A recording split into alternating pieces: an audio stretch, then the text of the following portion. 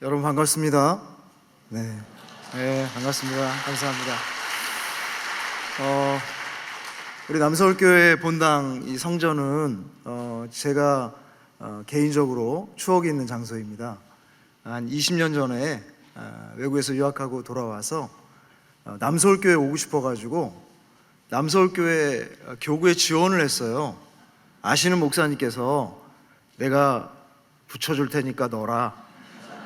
사람을 믿는 게 아니었는데, 그래서 정말 이 남서울교회가 오고 싶었어요. 워낙 그 사역자들 사이에서 너무 좋은 교회다, 그런 말을 들어서 이왕이면 내가 좋은 교회에서 사역해야겠다 해가지고 지원을 하고 여기 본당에 와서 한 구석에 앉아서 땡깡 기도를 했었습니다. 하나님께 붙여달라고. 붙었을까요? 떨어졌을까요?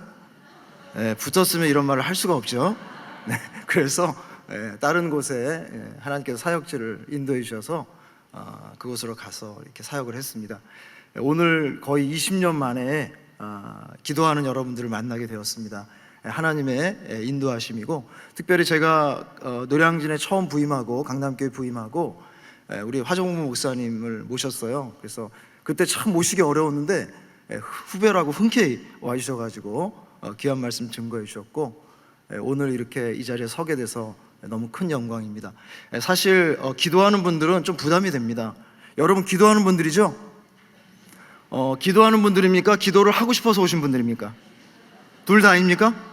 오늘 여하튼 원래 기도하는 분들은 더 기도가 깊어지시고, 또 그동안 기도를 못했던 분들이 계신다면 이번 기회를 통해서 기도에 불이 붙는 은혜가 있기를 주님의 이름으로 축복합니다. 오늘 여러분과 선지자 예레미야 얘기를 좀 할 겁니다. 여러분 예레미야 하면 뭐가 떠오릅니까? 슬픈 선지자, 가슴 아픈 선지자, 그죠? 그리고 성경 분량이 상당히 긴 선지자, 이렇게 기억하고 계시죠? 예레미야는 하나님으로부터 굉장히 가혹한 사명을 받았습니다.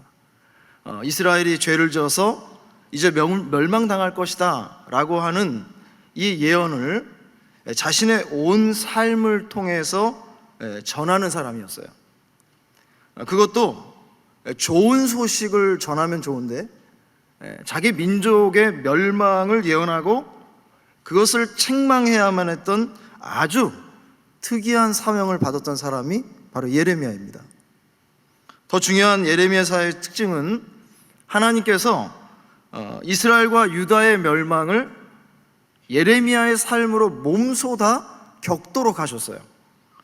그리고 예레미야의 삶이 모델이 되어서 그것으로 깨닫게 하고 자신의 삶을 가지고 예언해야만 했던 선지자가 바로 예레미야입니다. 이러한 사명이 바로 예레미야의 슬프고 고통스러운 삶의 근본 원인이었어요.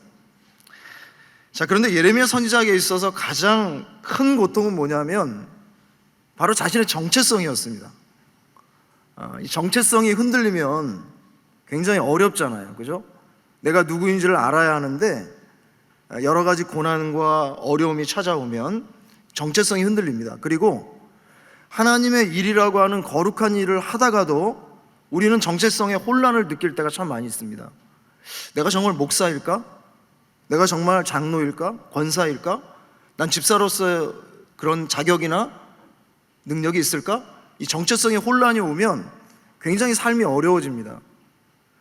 예레미야는 유다 백성들에게 유다가 망한다 이렇게 예언한 사람인데, 그 말을 듣는 유다 백성들은 유다는 절대 망하지 않는다는 의식을 가지고 있었어요. 그냥 한 말은 아니었습니다. 우리는 선민이다, 하나님이 택하신 백성이기 때문에 하나님이 한 번 선택한 백성은 절대 버리지 않고 책임지시는 분이기 때문에, 그러니까 하나님의 성품에 대해서 너무나 교리적으로 잘 알고 있었어요. 그러다 보니까 유다가 망한다라고 말하는 이 선지자는 거짓 선지자요, 미친 선지자에 불과한 것입니다. 그러니까 백성들에게 존경을 받고 우러름을 받고 경외심을 가지고 이 선지자를 대해야 하는데 거짓 선지자로 전락하고 말았던 겁니다. 그래서 언제나 거짓말하는 선지자, 나라를 망치는 선지자, 그래서 죽음의 위협에 늘 노출된 선지자가 바로 예레미야였습니다. 하나님의 사명 때문에 오히려 고통을 받아야 되는 운명, 이것이 바로 선지자의 삶이었습니다. 우리가 읽지 않았지만 예레미야 32장 2절에 보면, 그때 바벨론 군대는 예루살렘을 에워싸고 선지자 예레미야는 유다 왕의 궁중에 있는 시위대 뜰에 갇혔다 하는 내용이 기록되어 있습니다. 예레미야가 갇힌 이유가 그 다음 절에 나오는데, 예루살렘 성이 바벨론, 이방 바벨론에 넘어간다는 겁니다.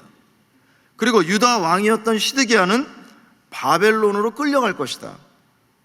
그리고 너희가 아무리 애를 써서 싸운다 할지라도 반드시 질 것이다 라는 그 하나님의 명령에 따라 예언을 했기 때문에 감옥에 간 겁니다. 이어지는 3절 5절 마지막 부분에 보면 이런 말씀이 있어요. 유다 왕 시드기야가 이르되 네가 어찌하여 이같이 예언하였느냐 하고 그를 가두었음이더라. 왕은 듣고 싶은 설교가 있거든요. 물론 교인들 가운데도 듣고 싶은 설교가 있죠. 여러분도 듣고 싶은 설교 있죠? 없어요? 그냥 선포되는 대로, 그죠? 뭐 설교를 잘하시는 분이나 못하시는 분이나, 능숙하게 하나 좀 모자란 분이나 다 여러분은 하나님 말씀으로 달게 받으시죠? 좀 질문이 좀 엉뚱합니다. 사람들마다 자기가 듣고 싶어하는 설교가 있어요. 더구나 왕이라고 한다면 아무리 상황이 어렵다 할지라도 누군가가 격려하는 설교를 하길 원하겠죠. 뭔가 좋은 결말을 갖는 예언을 기대할 것이 분명합니다. 그런데 예레미야는 그렇게 할 수가 없었어요. 왜냐하면 하나님께 받은 계시의 말씀을 그대로 왕 앞에서든지 백성들 앞에서든지 전해야 했기 때문입니다. 그래서 그 결과로 하나님 말씀을 예언했다가 그 예언을 들은 왕이 예레미야를 잡아가둔 겁니다. 그리고 예레미야 33장 1절에 보니까 예레미야가 아직 시위대 뜰에 갇혀 있을 때에 라고 기록되어 있죠. 그리고 곧바로 하시는 말씀이 뭐예요? 바로 오늘 주제가 되는 말씀입니다. 너는 내게 부르짖으라 내가 너에게 응답하겠고 네가 알지 못하는 크고 은밀한 일을 너에게 보이리라 하는 말씀이 곧바로 이어지고 있습니다. 여러분, 얼마나 억울한 상황이에요. 지금이 자기 민족이 망한다고 예언을 해야만 했고, 그래서 하나님께 순종을 해서 그대로 예언을 했는데 결과는 오히려 감옥에 갇히게 되었다는 겁니다. 내가 잘못을 해서 감옥에 갇혔다면 덜 억울하겠지만, 하나님께 순종을 해서 감옥에 들어왔다면 예레미야의 고통은 더 컸을 것입니다. 어쩌면 배신감도 생겼을 거고, 외로움도 있었을 거고, 억울함, 또 죽음의 고통이 밀려왔을 것입니다. 지금 상황이 너무나 좋지 않아요. 민족은 바벨론에 의해 포위가 되어 있는 상황이고, 선지자 자신은 감옥에 갇혀 있는 이 절박한 상황에서 하나님이 선지자에게 요구하는 것, 선지자를 대표로 하여 이스라엘 백성 전체에게 요구하시는 말씀은 너는 나에게 부르짖어라 그러면 내가 너에게 응답할 것이다. 그리고 크고 은밀한 일을 너에게 알려주리라 하는 다소 생뚱맞은 요구를 하나님이 하고 계시다고 하는 거예요. 우리가 하나님의 말씀을 들으며 알아야 할 기도의 본질이 바로 여기에 있는 것이죠. 왜 기도해야만 하는가? 우리는 항상 현실을 봅니다. 나를 보는 거죠. 갇혀있는 우리들, 답답한 우리들, 숨막히는 나, 이것을 항상 우리는 보게 되어 있어요. 내 상황을 항상 본능적으로 직감하고 앞으로 이렇게 될 것이다 라고 굉장히 부정적으로 직감하는 성향이 우리들에게 있습니다. 그래서 우리는 늘 절망과 낙담을 하게 되죠. 그러나 믿음이라고 하는 것은 현실의 나를 보는 것이 절대 아닙니다. 바로 하나님의 마음을 생각하는 것이다. 그게 뭐라고요? 믿음이라고 하는 겁니다. 바로 하나님의 마음을 알게 하는 도구가 뭐냐? 그게 뭐예요? 그게 바로 기도라고 하는 겁니다. 현실이 어려울 때, 힘들 때 갇혀있는 나를 보는 게 아니라 나를 바라보고 계시는 하나님의 마음이 어떠한 것인가를 파악할 수 있는 도구가 뭐냐? 그것이 바로 기도라고 하는 것이죠. 하나님께서 예레미야에게 지금 이렇게 말씀하시는 것만 같아요. 너는 내가 왜 이렇게 했다고 생각하니? 내가 힘이 없어서? 네가 싫어서? 네가 미워서? 너와 너의 민족이 죄를 많이 지어서 그 대가로 내가 그렇게 하는 것 같아? 한번 내 마음을 이번 기회에 알아보지 않을래? 라고 말씀하시는 거죠. 개인적인 고난도 우리로 하여금 기도하게 만들고요, 공동체적인 고난도 우리로 하여금 기도하게 합니다. 고난이 없다면 사람들은 기도하지 않을 겁니다. 고난이 없다면 기도를 하더라도 오래 하지 않을 겁니다. 고난이 없다면 기도를 하더라도 끝까지 안 할 겁니다. 고난이 있기 때문에 기도를 하는데, 그 과정을 통해서 그 고난을 허용하신 하나님의 마음이 어떠한 것인가를 알아보는 도구가 뭐냐? 그게 바로 기도라고 하는 것입니다. 고난은 다 피해가고 싶어요. 고난은 안 당했으면 좋은 겁니다. 근데 고난은 누구에게나 찾아오잖아요. 신앙인들에게 고난이 유익한 이유는 그 고난 때문에 기도하고, 기도함으로 하나님을 더 깊이 알아간다는 유익이 있는 것이죠.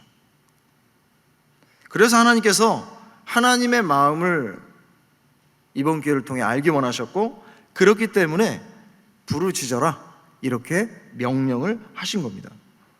예레미야의 가장 비참한 상황에서 하나님께서는 기도를 명령하셨어요. 그 기도는 다른 기도가 아니라, 따라서 하겠습니다, 부르짖음의 기도.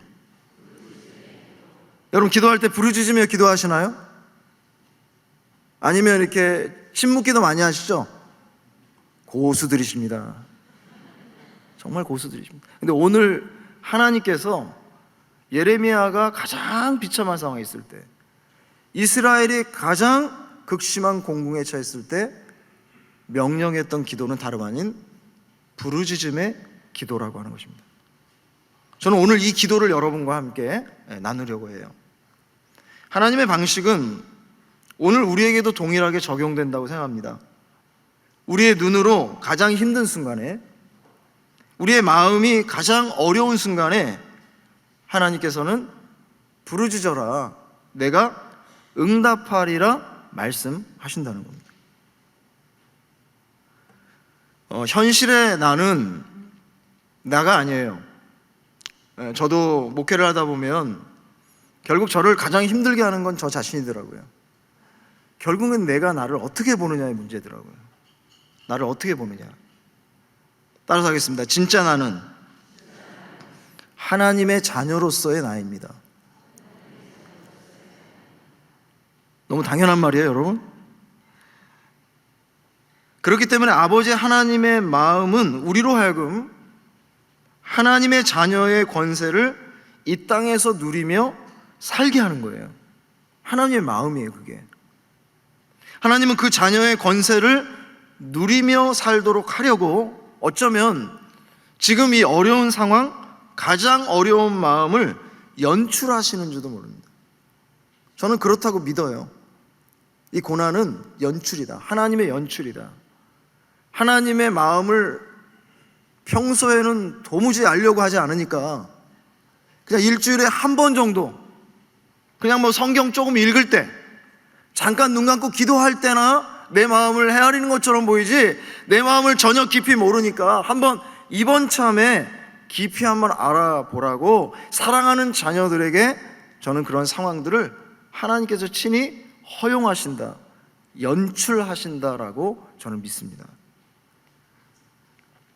사탄은, 저는 하루에 한 번씩 사탄을 꼭 욕합니다.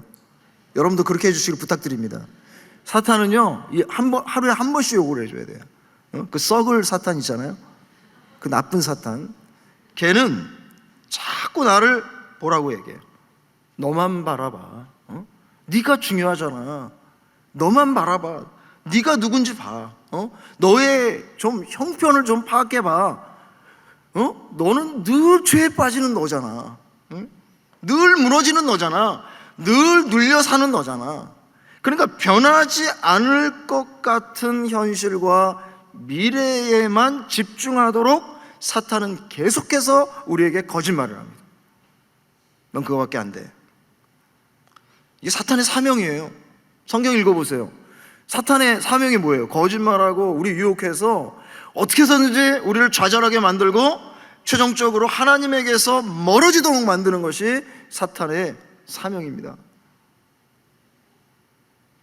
사탄은 늘 유혹을 합니다. 하나님과 멀어지게 하고, 너는 어차피 계속해서 그렇게 살게 돼 있어. 하나님이 이 정도 살게 준 것만으로도 감사해. 이거 꼭 사탄이 말하지 않는 것 같죠? 어때요, 여러분? 이 정도 배웠고, 또 이 정도 교회에서, 이 정도의 어떤 물질적 수준에서 나름 신앙생활 꾸준히 주일 안 빠지고 이 정도 하면 됐지. 뭘 그렇게 또 중보기도까지 하려고 그래. 너나 잘 살아. 누가 남을 위해서 산다고 그래, 요즘 세상에. 너나 잘 살아, 너나 잘해 하는 것이 누가 하는 말이에요? 그게 사탄이 하는 말이에요.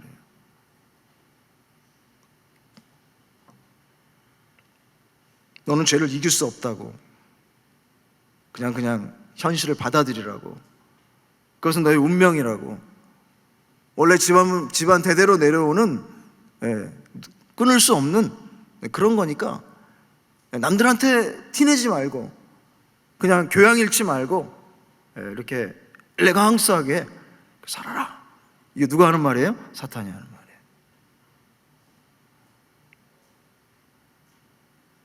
우리를 절망하게 하고 더 이상 하나님께 나가지 못하도록 그렇게 만들어요.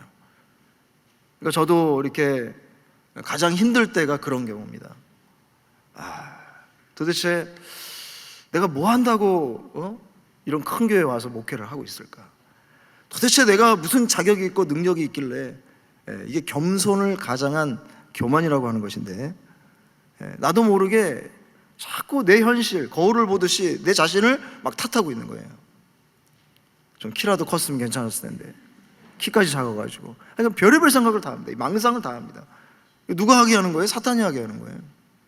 하나님은 절대 그렇게 생각하시지 않지요. 너는 나의 택한 백성이야. 너는 이 땅에 나의 대리자 왕이야. 제사장이야. 하나님의 의야.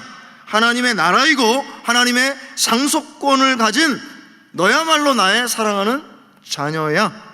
이렇게 하나님께서 말씀해 주시는데, 이것을 알게 하기 위하여 우리에게 주신 선물이 바로 뭐냐? 그게 바로 기도라고 하는 것입니다. 하나님의 마음을 알고 우리의 정체성을 알고요, 하나님의 회복을 기대하며 실제로 하나님의 복을 누리며 살게 하도록 하나님께서 우리에게 명령하시죠. 뭐라고 명령하세요? 제발 나에게 부르짖어라. 부르짖는 기도를 해요. 그냥 기도하러 와서 남들이 기도하니까, 남들이 눈 감으니까 그냥 기도하는 자세 갖추고 딴 생각하면서 고개 숙이고 있지 말고 제발 소리를 내서라도 기도해라, 부르짖어라, 기도하라, 이렇게 하는 게 하나님의 명령이에요. 왜? 기도하지 않으면 사탄에게 넘어가니까요. 스스로 묵상하고 스스로 생각하고 아침에 일어나자마자 유튜브 보고 해질 때 또 어느 유튜브 보고, 그러다 보면 거기에 완전히 다 휘말리는 것이죠. 내가 누구인가를 명확히 아는 것이 굉장히 중요합니다. 사탄이 참소하고 있는 나 말고요, 하나님께서 이미 언약을 통하여 선포하신 나를 알아야 되고, 그 하나님의 선포를 나도 선포할 수 있어야 합니다. 그때 기도의 능력이라고 하는 것이 나타나게 돼요. 여러분, 기도에 능력이 있다고 그러잖아요. 그죠? 여러분, 이왕이면 능력 있는 기도하시기를 축복합니다. 아멘이 이렇게 적으면 저도 굉장히 실망스럽고, 우리 한국교회 교인들이 특히나 또 반포 지역에 계신 성도들께서 아멘에 대한 알레르기를 갖고 계시다는 소문이 익히 압니다. 그래도 오늘 같은 날은 크게 할 수 있잖아요. 그죠? 능력 있는 기도를 하시기를 주님의 이름으로 축복합니다. 아멘은 아만, 굳다, 그대로 될지어다, 굳세게 될지어다, 하나님께서 말씀하신 대로 나에게 그 말씀이 그대로 이루어질지어다 하는 뜻이에요. 아멘이 그겁니다. 아멘이. 맥락 없이 아멘하면 설교자에게 방해거리가 되겠지만, 아멘을 힘있게 하셔야 돼요. 내 말씀입니다, 내 것입니다 하는 뜻이에요. 늘 참소당하는 나만 알고 있어서는 기도는 항상 회개로만 끝납니다. 오셔서 항상 죄만 떠올리고 필름처럼 떠올리고 또 죽을 죄를 졌습니다, 그래도 죽이시지 않으니 감사합니다, 살려주시니 감사합니다, 그걸로 끝이에요 기도가. 그리고 또 죄 짓고 또 죄 짓고 그 죄의 늪에서 벗어나지를 못해요. 하나님의 의로서의 나를 제대로 파악하셔야 돼요. 나 하나님의 자녀야, 자격 없고 능력 없지만 그리스도 예수로 인하여, 그 아들 예수로 인하여 나는 약간 다소 뻔뻔하지만 나는 하나님의 의야. 하나님이 나를 보실 때에 내 안에 계시는 예수를 보고 성령을 보고, 그래 너는 내 거야, 내 자녀야, 너는 괜찮아, 내가 널 책임질 거야 하는 그런 존재라는 의식을 우리가 가져야만 합니다. 그게 기도를 통해 이루어집니다. 그러면 현실이 아닌 하나님의 생각, 하나님의 마음이 내 생각이 되고 내 마음이 되어서 그때부터 하나님의 나라가 나를 통하여 이루어지기 시작합니다. 하나님의 나라가 객관적으로 나와 무관한 어떤 세상에서 다른 사람을 통하여 일어나기도 하지만, 하나님이 원하시는 것은 바로 당신, 바로 여러분에 통하여서 하나님의 나라가 확장되기를 원하고 계세요. 그 방법이 뭐냐? 그게 바로 기도입니다, 여러분. 가장 비참한 현실 가운데 있었지만 바로 그때 하나님의 마음을 알아보라는 명령을 하나님께 받은 예레미야처럼 오늘 하나님께서 여러분에게 말씀하세요. 부르짖어라, 응답하리라, 위로하시고 회복하시고 소망을 주시는 하나님께 부르짖는 기도로 나가시기를 축복합니다. 반드시 하나님이 응답하실 줄로 믿습니다. 예레미야가 자신의 고난과 예레미야의 민족인 유다의 멸망을 앞에 두고 하나님께서는 부르짖으라고 명령을 하십니다. 그러니까 현실에 눈을 두지 말고 하나님을 바라보고 하나님께 부르짖으라는 거예요. 사실 가만히 살펴보면 하나님과 예레미야의 관계에 있어서 하나님은 아쉬울 것이 없는 분이에요. 그죠? 잘 생각해 보세요. 그런데도 하나님께서는 예레미야가 하나님께 기도하기를 원하세요. 기도는 현실이 아닌 믿음의 세계라고 합니다. 내가 하나님 앞에서 무엇을 상상하고 무엇을 바라느냐가 현실이 됩니다. 이것은 어떤 긍정의 신앙을 말하는 게 아니고 성경에 나오는 이야기들이에요. 기도하는 사람들의 특징이 그랬어요. 자기가 하나님 앞에 나와 기도하고 꿈꾸고 상상하고 그러면 그것이 나중에는 현실이 되는 것을 보게 됩니다. 그런데 기도하지 않는 사람들은 그런 꿈조차 꿀 수가 없죠. 그런 상상조차 할 수 없죠. 그냥 자기가 애써서 노력해서 그냥 그 결과로 살게 되면 감사한 거고, 뭐 그렇지 않더라도 뭐 다 잘 살 수 있나? 그러면서 이제 운명 탓하고 그냥 그 살다가 지나가는 거예요. 하나님께서 나에게 주시는 그 생각, 그 마음이 여러분의 현실이 되어야 합니다. 지금 내가 겪고 있는 현실은 사실상 현실이 아니에요. 중요한 것은 부르짖으면 하나님께서 응답해 주시겠다고 약속해 주신 것 자체입니다. 그게 굉장히 중요해요. 영어로 보면 Call to me and I answer you예요. 굉장히 간결한 문장이죠. 나를 부르면 어떻게 하겠다? 내가 응답하겠다. 이게 그냥 여러분 하나님이 말씀하시는 그냥 성경의 관용구가 아니에요. 그래 하나님께 기도하면 당연히 하나님 응답하시지, 그런 말이 아니에요. 나를 부르짖어, 나에게 부르짖어, 나를 불러, 그러면 내가 어떻게 하겠다? 그 중간에 다른 말이 없어요. 이 말은 무슨 뜻이냐면 응답을 주시려고 말씀하시는 거예요. 이거는 응답하실 준비가 되어 있어서 말씀하시는 거예요. 나한테 부르짖어. 그럼 내가 바로 응답할 거야. 기도가 모자라 너는. 하나님이 그러시는가요? 기도가 모자라서 그런 말 목사들이 하는 거지, 하나님은 그런 말씀 안 하세요. 기도가 모자랍니까? 그럼 기도를 얼만큼 해야 됩니까, 여러분? 기도를 어느 정도, 기도가 차야 응답이 된대요. 어느 정도 차야 차는 겁니까, 여러분? 아시는 분은 저에게 꼭 답을 주세요. 애가 어떻게 이렇게 뻔뻔하게, 너 그렇게 죄질 거 다 지면서 그렇게 아쉬우면, 어려워지면 나 찾아와서 기도해? 죄부터 해결하고 와. 하나님이 그렇게 말씀하시던가요? 그럼 우리 마음이죠. 우리 생각이죠. 하나님은 언제나 응답하실 준비가 되어 있는 분이에요. 우리가 기도하는 척이라도 하면, 뭐 하는 척이라도 하면요? 기도하는 척이라도 하면, 겸비하여 기도하는 모습을 갖추면 하나님께서 응답의 은혜를 곧바로 주십니다. 따라서 하겠습니다. 기도하는 척이라도 합시다. 여러분, 이 말 굉장히 기분 나쁘십니까?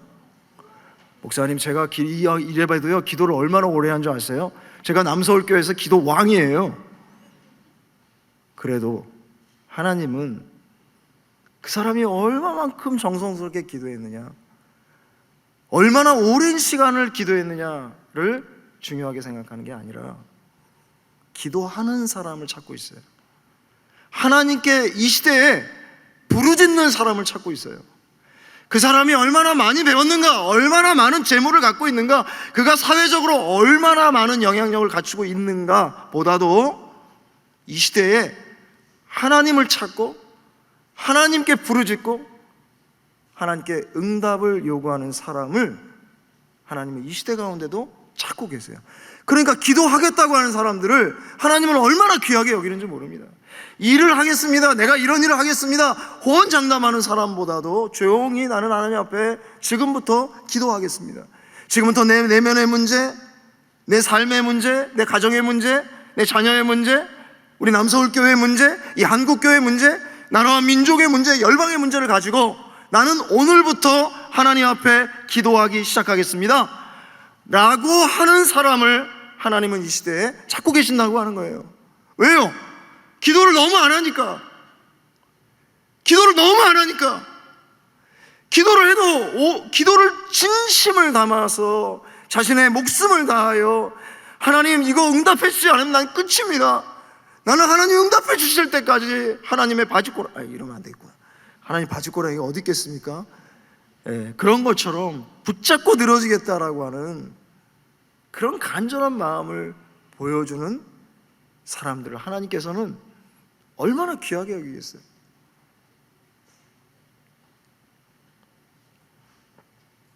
이 말씀 속에는 이런 거예요. 내가 다 해놨어, 내가 다 할 거야, 너는 그냥 날 찾기만 해, 이런 말이죠. 우리는 기도를 해도 응답이 잘 이루어지지 않을 거라고 하는 패배주의에 사로잡혀 있어요. 저는 죄송하지만 이렇게 기도를 굉장히 열심히 하는 사람은 아닙니다. 그런 목사는 아닙니다. 사실 이 자리에 서기도 좀 부끄러운데, 그렇지만 돌아보면 하나님께서 제가 기도한 거 하나도 허투루 들으신 게 하나도 없는 것 같아요. 진짜로. 정말 그때 기도가 아니면 다른 방법이 없어서 하소연하듯이, 푸념을 늘어놓듯이, 마치 어쩔 때는 불평하듯이 기도했던 모든 기도의 내용들을 하나님 다 기억하고 계셔요. 하나님 다 듣고 계시더라고.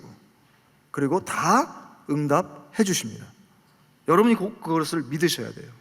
그러면서 점점 더 하나님 이런 분이시구나, 내가 신학 공부해서 깨달았던, 교리적으로 공부했던, 성경을 연구해서 알았던 그 하나님이 아니라 기도하고 하나님 응답해 주시는 그런 상황들을 통해 그 하나님을 더 따뜻하게 깊이 있게 깨닫게 됩니다. 여러분 기억하십시오. 하나님은 응답해 주시려고 여러분에게 기도하라고 명령하신다. 그런데 부르짖으라고 했을 때 무작정 울며 소리 지르라는 건 아니에요. 악쓰라는 건 아니에요. 부르짖으라는 단어를 살펴보면 우리가 어떻게 기도해야 하는지 잘 가르쳐주고 있는데, 이제 히브리어 원어로 보면 이게 카라라고 하는 말입니다. 소리 자체가 부르짖는 소리예요. 카라, 카라, 부르짖다는 뜻인데 세 가지 뜻을 가지고 있어요. 첫째는 부르짖다라고 하는 것이 목적어를 동반하면 누구누구를 부르다, 소환하다, 초대하다라는 뜻을 갖고 있어요.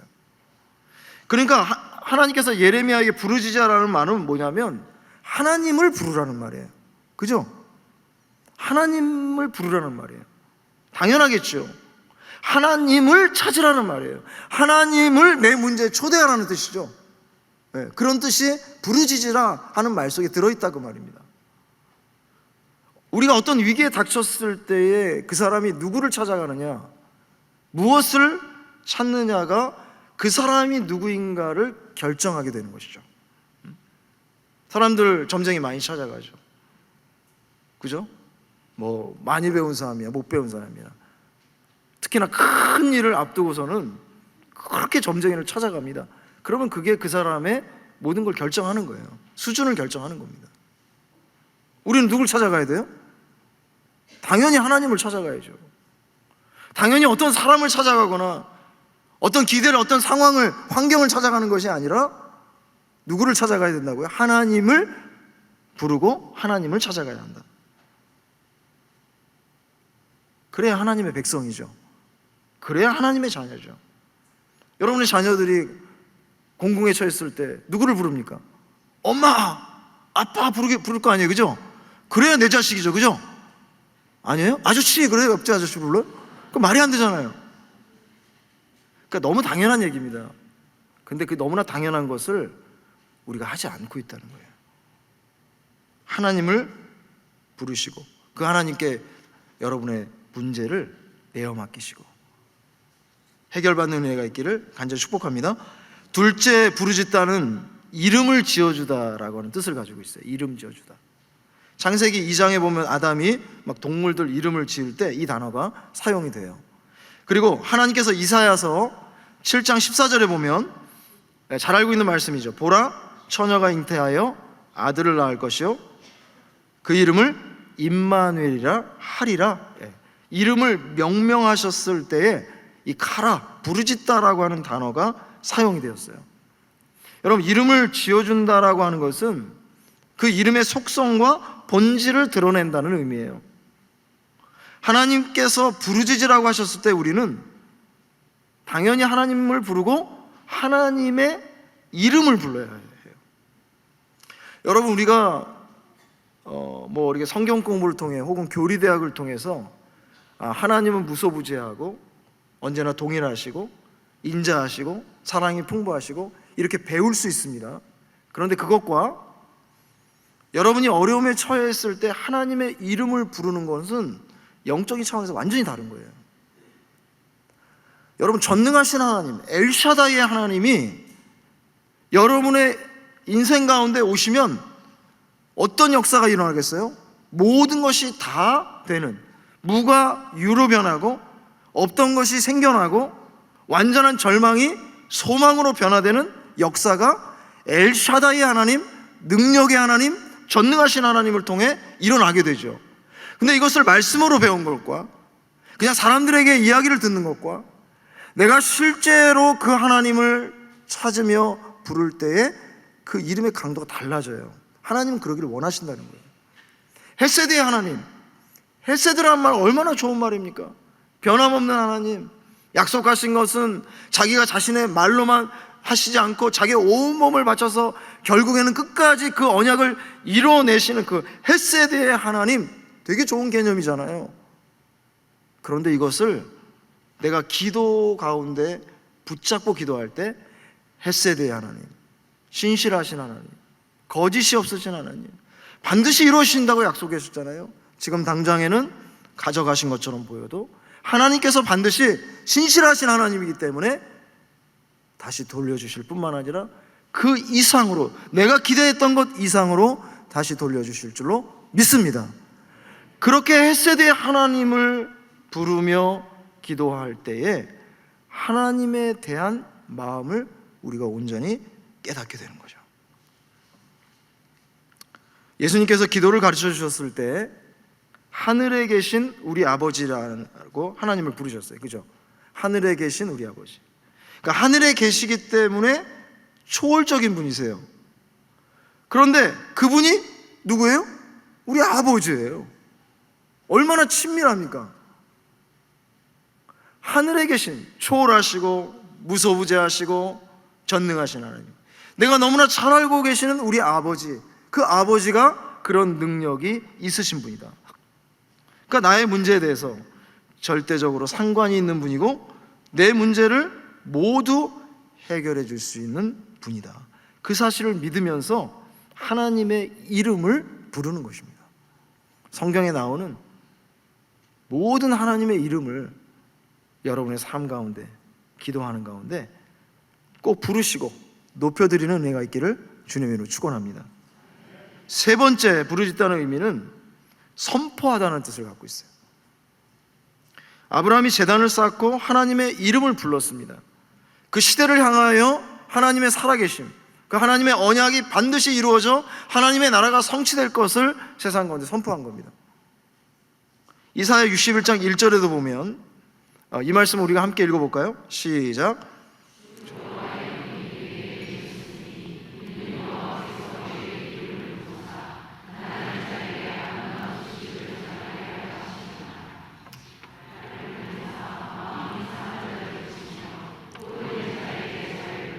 갇힌 자에게 선포하며. 네.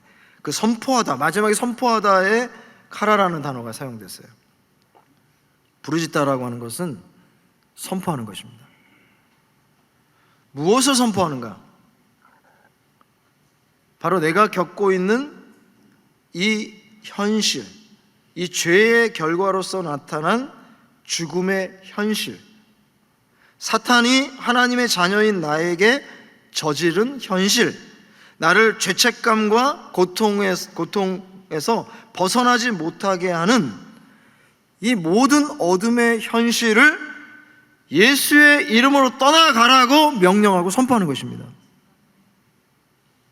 예수의 보혈로 하나님의 의인 나에게 더 이상은 정죄함이 없다, 이렇게 선포하는 거예요. 기도 가운데 하나님께서 나에게 영생과 함께 이 땅에서 풍성한 삶을 주셨다 하는 사실을 선포하는 것입니다.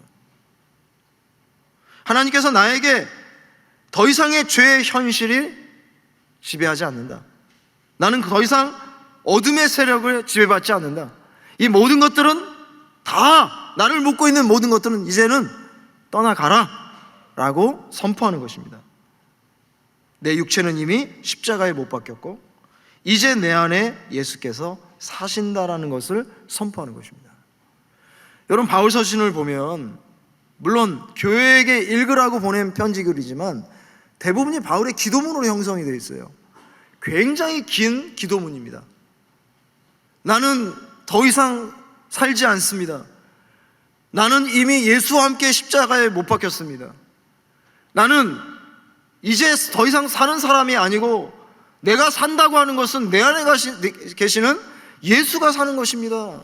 여러분, 이것을 그냥 덤덤하게 편지글로 썼었겠습니까? 그게 아니라 기도로 나온 언어예요. 기도 가운데 깨달아진 겁니다. 기도 가운데 이게 체득이 된 겁니다. 그러니까 선포라고 하는 것은 그냥 여기다 대고 무작정 소리 지르는 게 아니에요. 성경에 나온 예수께서 완성하신, 이미 이루신 복음의 그 결과를 나의 결과로 선포하는 것입니다. 한국교회 교인들이 이 부분이 부족합니다. 그러니까 내가 누군지를 잘 몰라요. 자꾸 성경 공부를 오래 하고 교회를 오래 다녀서 그래가지고 탁 무릎을 치면서 이건 내가 작년에 몰랐던 건데 올해 드디어 깨닫게 되었네, 그런 식으로 해서 과연 신앙이 성숙해 가겠느냐는 거예요. 여러분, 기독교는 그런 세계가 절대 아닙니다. 우리가 할 것은 사실 아무것도 없어요. 이미 예수님께서 다 이루어 놓으셨습니다.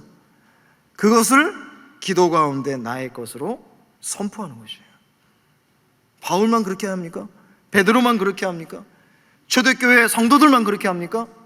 오늘을 살아가는 우리 역시도 예수의 이름으로 예수님께서 이루신 모든 사역의 결과들을 나의 것으로 알고 선포하는 여러분 되시기를 주님의 이름으로 축복합니다.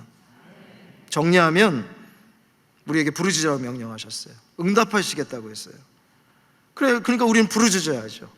그래야 하나님을 찾고 하나님을 내 삶의 깊은 곳으로 초대해 드려야 합니다. 그리고 하나님의 속성을, 그 이름을 고백하면서 하나님의 속성과 본질이 내 삶에 그대로 나타날 것을 믿어야 합니다.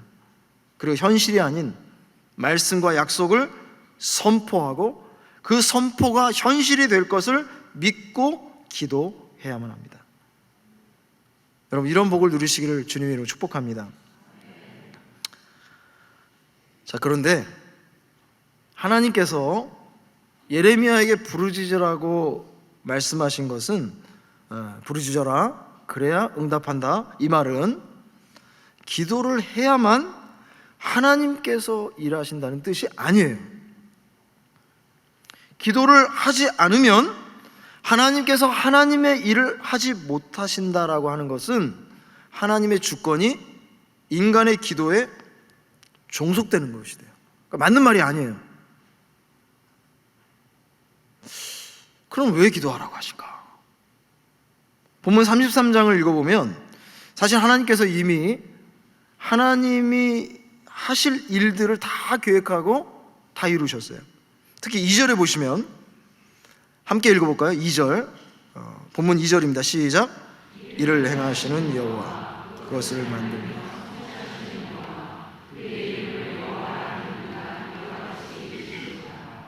네. 원어로 보면요, 땅을 창조하시는 여호와, 그 땅을 단단하게 하시는 여호와께서 말씀하신다, 이렇게 나와 있습니다. 그러니까 하나님께서는 태초부터 일하시는 분이에요. 하나님은 졸지도 않고 쉬지도 않으세요. 하나님은 지금도 일하고 계세요. 맞죠? 하나님 뭐 하시는 분이에요? 네, 하나님은 일하시는 분이에요. 계속 일하시는 분이에요. 누구를 위해서요? 네, 정말이에요? 네. 여러분을 위해서 일하고 계시죠? 네. 그러니까 우리가 할 것은 사실 별로 없어요. 문제가 뭐냐면 우리는 자꾸 일을 하려고 그래요. 뭔가 일을 자꾸 만들어, 교회에서. 그죠? 그리고 일을 해야만 뭔가 이렇게 드러나잖아요. 그죠? 직분도 받고. 그러니까 하나님의 일하심을 잘 못 느껴요. 왜? 내가 일하니까. 하나님이 다 준비하고 계시고 그것을 다 이루고 계신다. 그럼 무슨 일을 하고 계시나? 6절에 보면 하나님께서 이스라엘을 이제 고쳐 나가십니다. 고치는 거 누가 하세요? 여러분이 고치려고 하지 마세요. 그 사람, 그 인간 고치려고 하지 말고 기도만 하세요. 하나님께서 개인이든 공동체든 고치는 분은 누구시다? 여러분도 알잖아요. 여러분을 누군가가 고칠 수 있어요, 없어요? 여러분을 담임 목사님이 고칠 수 있어요, 없어요? 없어요. 뭐 이렇게 크게 얘기하세요? 그럼 목회는 왜 하는 거야? 맞아요. 사람이 사람 못 고칩니다. 하나님이 고치시는 거고, 8절에 가보면 이제 죄악을 사하십니다. 7절로 가보면 유다의 포로와 이스라엘 포로를 돌아오게 하십니다. 이거 다 하나님이 하시는 일이에요. 또 복과 평안을 베풀어 주십니다. 더 나아가서 뭐가 이쁘다고? 복까지 주세요. 그러니까 9절에 나옵니다. 자, 클라이막스가 10절 11절 말씀입니다. 자, 어떤 일을 하시는지 한번 좀 길지만 우리 한 목소리 읽어볼까요? 시작.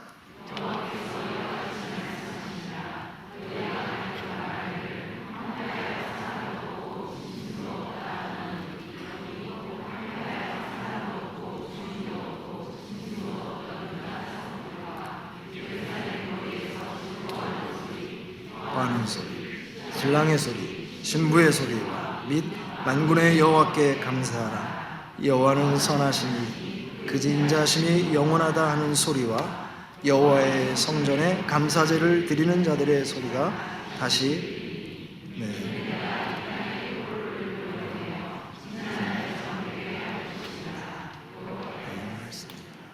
다 하나님이 하시는 일입니다. 이스라엘이 회복이 되고 유다가 바벨론으로부터 자유를 얻게 된다는 말이에요.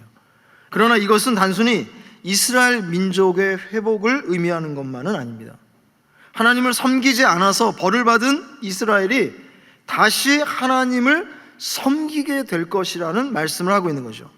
그러니까 회복의 핵심은 하나님께서 영광 받으시는 이스라엘을 만들어내는 거예요. 이게 회복의 핵심이에요. 하나님의 마음은 언제나 하나님의 나라에 있어요. 땅이 있어야 되고 백성이 있어야 되고 하나님의 뜻, 통치가 이루어지는 그 하나님의 나라에 항상 하나님의 마음이 가 있습니다.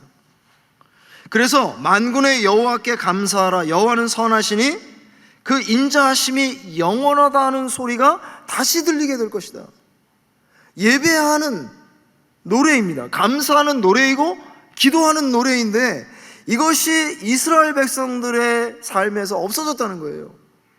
그러니까 이제 이 벌 이후의 회복의 과정을 통해 그 감사의 예배, 감사의 기도가 다시 회복될 것이다. 그러니까 개인의 소원이나 이스라엘 민족의 독립 자체를 뛰어넘어서 이스라엘 민족의 정체성을 회복하는 것이 하나님이 하시는 일이에요. 하나님께서 다스리시고 하나님께서 영광 받으시는 하나님 나라의 백성으로 돌아가는 것. 그렇기 때문에 하나님께서 하시는 일은 바로 하나님 나라의 회복이라고 할 수 있죠. 기도에 대한 하나님의 응답은 바로 하나님의 나라입니다. 여기서 우리가 알아야 할 중요한 기도의 원리가 있는데 그것은 바로 우리의 기도가 항상 하나님의 나라와 연결되어 있어야 된다는 거예요. 하나님의 마음을 알고 하나님의 마음을 그래서 감동시켜야 돼요. 그것은 내 마음의 기도를 하나님의 마음과 일치시키는 겁니다. 먼저 하나님의 나라와 의를 구해야 됩니다. 그러면 먹을 것, 입을 것, 마실 것, 고민하는 모든 것들을 하나님께서 다 더하여 주신다라고 말씀하셨어요. 하나님께서 이렇게 이미 계획해 놓으신 일을 가지고 예레미야에게 부르짖으라고 명령하신 거죠. 자, 이런 일이 엘리야 때도 있었는데 열왕기상 18장에 가보면 하나님께서 엘리야에게 너 이제 아방에게 가라, 내가 이제 이 땅에 비를 내리겠다라고 약속을 하셨어요. 당시 이스라엘은 아방의 악행 때문에 수년 동안 비가 내리지를 않고 심판받는 상태였어요. 하나님께서 엘리야에게 다시 비를 내리겠다고 하신 거예요. 이미 약속을 받았습니다. 그러나 엘리야는 850명의 바알과 아세라 예언자들의 결투에 승리하고 갈멜산에 가서 기도하기 시작합니다. 땅에 몸을 굽혀서 얼굴을 무릎 사이에 넣고 기도를 하죠. 그리고 사환에게 비가 내릴 징조가 있는지 확인합니다. 그렇게 7번을 확인하죠. 이미 하나님의 약속을 받았지만 그 약속을 놓고 기도를 한 것입니다. 아니, 생각해 보세요. 하나님 약속하셨어요. 그럼 하나님 말씀하시기 때문에 시건치 않으시는 분이기 때문에 당신이 말씀하신 것은 반드시 하나님이 이루시는데 그 이루시는 약속을 가지고 하나님은 엘리야가 기도하기를 원하셨고 엘리야는 또한 그 명령에 순종하여 기도를 했다는 거예요. 예레미야 본문도 동일합니다. 이미 하나님께서 모든 일을 준비해 놓으셨고 하나님 나라의 회복을 약속하셨어요. 그런데 예레미야에게 부르짖으라 이렇게 명령하신 거예요. 그냥 혼자 하시면 되잖아요. 하나님께서 다 계획하시고 다 이루실 것인데 왜 하나님은 우리에게 기도하라고 하시는 걸까요? 그것은 바로 하나님의 영광스러운 섭리에 우리가 참여하기를 원하시는 거죠. 그것으로 우리 주위에 일어나는 모든 일들이 우연한 일이 아니라 바로 하나님께서 하셨다라고 하는 사실을 우리가 알기를 원하세요. 기도 안 하는 사람들의 특징은 이 땅에 일어나는 일들이 다 우연입니다. 기도 안 하는 사람들의 특징입니다. 모든 일이 운과 재수로 이루어진 거라고 생각해요. 기도 안 하는 사람들의 특징이에요. 근데 기도하는 사람들 특징은 뭐냐면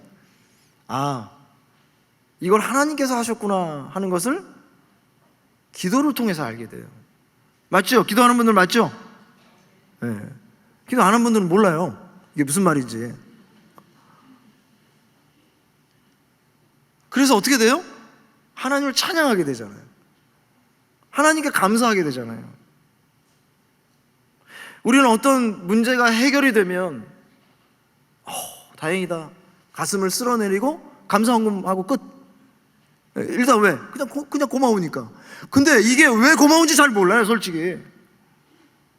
근데 기도하는 사람들은요, 그것이 이건 진짜 하나님이 하신 일이구나, 이건 진짜 하나님이 하신 일이구나 하는 게 하나님께 찬양 드리는 거예요.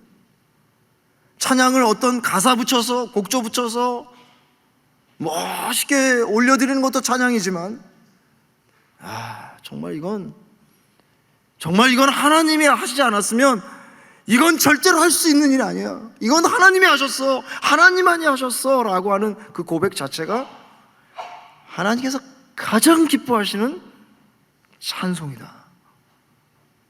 여러분, 우리가 창조된 목적도 그거 아닙니까? 하나님을 찬양하도록 하기 위해서 우리가 지어진 거잖아요. 여기에 가장 큰 관건이 무엇이냐? 그것이 바로 기도라고 하는 것입니다. 기도. 내 안에 하나님의 나라가 이루어지기 위해서 기도하라고 하신 것. 그러니까 기도의 가장 큰 유익은 뭐냐면 하나님이 어떠한 분이신지를 알게 되는 것이고, 더 나아가서 그 하나님과 친해져요. 그러니까 하나님과 친해져요. 여러분, 새벽에 이렇게 기도하러 나오기 쉬워요, 어려워요? 어렵죠?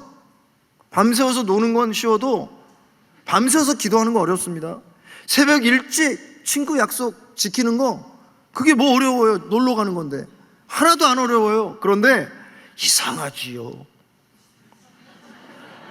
이상하게 새벽 기도를 가려고 하면 왠지 몸이 무거워지고, 그래 뭐 오늘 하루 안 간다고 무슨 일이 있겠나, 하나님도 아시겠지, 여기서 기도해야지 하면서 그대로 잠자리에 들어가는데, 여러분, 기도하는 거 굉장히 어렵잖아요. 그런데 여러분, 내가 왜 기도해야 하는가에 대한 그 동기가 달라져야 합니다. 여러분, 아쉬워서 기도하는 사람은요, 기도 조금 하다가 더 이상 아쉬워지지 않으면 잊어버리고 기도 안 합니다. 아쉬워서 기도하는 거, 하나님 이거 주세요, 이거 주세요, 그거 받게 되면 그거 받은 다음부터 기도 잘 안 합니다. 아쉬울 것 없는 사람, 기댈 곳이 있는 사람들 기도하겠어요? 기도 안 합니다. 그러니까 기도의 동기를 바꾸셔야 돼요. 어떻게 바꾸셔야 돼요? 그래, 내가 하나님에 대해서 잘 모르지, 내가 하나님을 믿는다고 하는데 그래서 참 이것저것 다 들어보고 공부하지만, 맞아, 기도를 해서 하나님과 대화를 해야지. 내가 내 파트너, 아내나 남편을 알아가기 위해서도 대화가 필요하다고 그러는데, 내가 몸으로 아파서 낳은 자식, 내 먹을 거 입을 거 아껴가며 내 목숨까지 바쳐가면서 키울 수 있는 그 아이들도, 내 자녀들도 대화를 해야지 알 수 있다고 하는데, 내가 어떻게 하나님을 알 수가 있겠나? 그래, 오늘은 이 문제 가지고 가서 기도하다가 하나님을 조금이라도 알아가야지. 그러다 보면 하나님과 어떻게 돼요? 친해져요. 친해지시기를 축복합니다. 너 웬일이니, 오랜만에 왔니? 이러면 안 돼요. 너 왜 왔어? 너 어떻게 하다 오늘 왔니? 이 저녁에? 그러면 안 되잖아요, 그죠? 왔어? 왔구나. 또 왔어? 또 왔어? 그래, 반갑다. 이런 마음이 기도 가운데 느껴질 때 우리가 하나님을 닮아가는 사람이 됩니다. 예수님께서 이 땅에 오셔서 정말 진액을 쏟으며 기도하셨잖아요. 그 사역이 지쳐도 그렇게 기도하셨잖아요. 하나님같이 하나가 돼야, 친밀해져야지. 그래야 그걸 또 감당하고, 그게 이 땅에서의 짧은 인생이지만 살만 나는 인생이니까 예수님은 그렇게 하셨잖아요. 인간의 몸을 입고 오셔서. 여러분, 기도를 내일 새벽에, 그래, 오늘 하나님 만나러 가야지, 하나님이 뭐라고 하신지 한번 들어봐야지, 그리고 하나님과 좀 더 친해져야지. 그래서 기도의 가장 큰 유익은 내가 원하는 것을 하나님이 주실 때 그것을 받는 것이 아니라 주시는 하나님, 안 주셔도 하나님, 이따가 주셔도 하나님, 그 하나님을 내가 인생 가운데 얻게 된다 하는 것이죠. 우리 남서울교회 안에 기도하는 분들이 많이 생기셔야 합니다. 기도를 지금까지 하신 분들은요, 기도 포기하지 말고 더 깊게 기도하시고요, 기도를 하다가 만약에 포기한 분이 계시다면 다시 시작하십시오. 지금부터 시작하십시오. 그리고 죽을 때까지 기도의 줄을 놓지 마십시오. 그리고 기도를 오늘 새롭게 시작하는 분들 정말 축하드리고 잘하신 겁니다.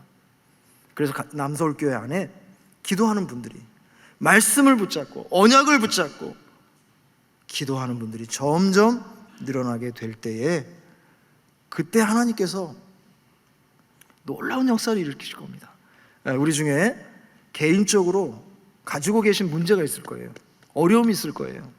또 가정에, 또 직장에 자녀들에게 어려움이 있고, 또 우리 남서울교회가 건강하고 한국교회 안에서 정말 건강한 교회지만 이 교회라고 어려움이 없을 수 있겠습니까? 어려움이 있지 않아요, 그죠? 그 어려움 갖고, 또 이 나라 민족의 어려움을 가지고 하나님 앞에 기도하는 겁니다. 기도하면서 하나님의 마음을 알아야 됩니다. 아, 하나님께서 나를 향해서, 내 가정을 향해서, 그리고 우리 교회를 향해서, 이 나라 이 민족을 향해서 가지고 계신 마음이 바로 이러한 것이구나 라는 것을 깨닫게 될 때 교회 공동체 안에서 사람들이 한 마음이 되어갑니다. 한 마음이 되어갑니다. 하나님의 마음을 중심으로 해서, 그리스도 예수의 마음을 중심으로 해서, 성령이 주시는 그 마음을 중심으로 해서 교회 공동체가 하나가 되고요, 그 영향력이 가정에, 일터에, 지역사회에, 나라 민족 가운데 퍼지는 역사가 일어나게 됩니다. 이 땅에 분열이 일어나는 것, 이 땅에 황폐가 일어나는 것은 절대로 정치인들의 책임이 아닙니다. 신앙인들의 책임이고, 더 깊게 들어가면 기도하는 사람들의 책임입니다. 어차피 기도하는 사람들이 더 기도하셔야 돼요. 하나님, 마음을 깨닫게 해주세요. 나를 향한, 우리를 향한 마음을 깨닫게 해주세요. 그리고 그런 사람들이 점점 늘어나게 하여 주옵소서. 이제 우리 남서울교회 안에 기도하는 분들이 지금까지도 열심히 기도하셨지만 점점 더 많이 늘어나셔서 여러분 기도를 통해 이루시는 하나님의 위대한 역사가 경험되기를 주님의 이름으로 축복합니다.